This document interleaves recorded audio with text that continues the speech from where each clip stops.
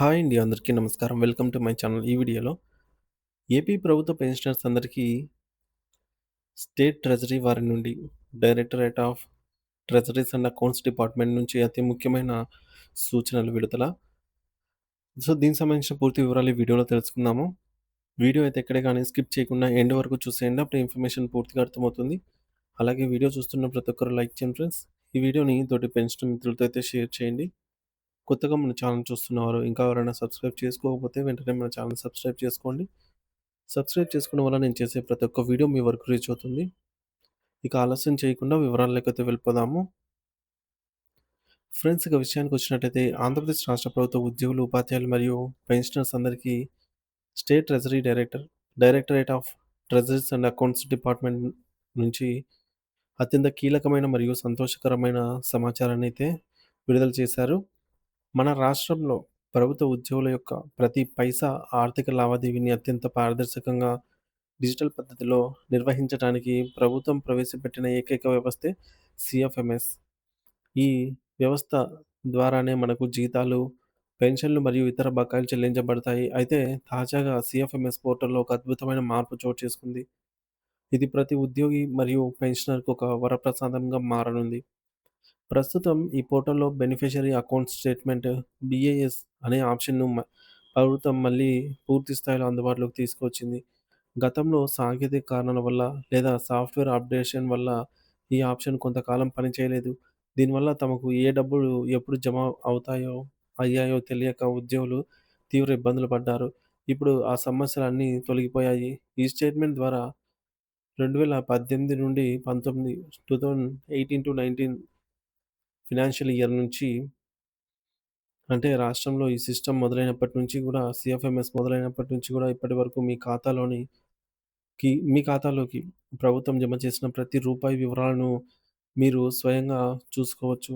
ఇందులో మీరు ఆర్థిక సంవత్సరాన్ని ఎంచుకుంటే, ఆ ఏడాదిలో మీకొచ్చిన జీతాలు, అరియర్స్, వివిధ రకాల అలవెన్స్‌లు ఏ తేదీన జమ అయ్యాయో స్పష్టంగా కనిపిస్తాయి. ఈ స్టేట్మెంట్‌లో కేవలం అమౌంట్ మాత్రమే కాకుండా, దానికి సంబంధించిన బిల్ నంబర్ కూడా ఉంటుంది. అంటే ఆ బిల్ ట్రెజరీలో ఎప్పుడు ప్రాసెస్ అయింది, బ్యాంకుకు ఎప్పుడు వెళ్ళింది, మరియు మీ అకౌంట్‌లో ఏ సమయంలో క్రెడిట్ అయ్యింది అనే పూర్తి ట్రాకింగ్ వివరాలు మీ కళ్ళ ముందే ఉంటాయి. దీనివల్ల మధ్యలో ఎక్కడైనా డబ్బులు ఆగిపోతే, మీరు ఏ అధికారిని అడగాల్సిన అవసరం లేకుండానే మీ మొబైల్ ద్వారానే స్టేటస్ తెలుసుకోవచ్చు. ముఖ్యంగా సిపిఎస్ పరిధిలో ఉన్న ఉద్యోగులకు మరియు ఉపాధ్యాయులకు ఇది చాలా ఉపయోగకరం. ఎందుకంటే ఇటీవల ప్రభుత్వం ప్రకటించిన 6 విడతల డీఏ బకాయిలు అందరికీ ఒకేలాగా జమ కాలేదు. కొంతమందికి కొన్ని విడతలు మాత్రమే వచ్చాయని ఫిర్యాదులు వస్తూ ఉన్నాయి. కొంతమందికి 3 విడతలు జమ అవ్వగా, కొంతమందికి 6 విడతలు జమ అయ్యాయి. మరి కొంతమందికి ఒక్క విడత కూడా జమ కాలేదు. అటువంటప్పుడు ఈ బీఏఎస్ ఆప్షన్ ద్వారా మీరు ఏ ఏ విడతల డీఏలు జమ అయ్యాయి, ఇంకా ఏవేవి జమ కాలేదు, పెండింగ్‌లో ఉన్నాయో తేదీల వారీగా సరిచూసుకోవచ్చు. అంతేకాకుండా సర్వీస్ రిజిస్టర్ ఎస్ఆర్ అప్డేట్ చేసినప్పుడు చాలామందికి మిస్సింగ్ క్రెడిట్స్ సమస్య ఎదురవుతుంది.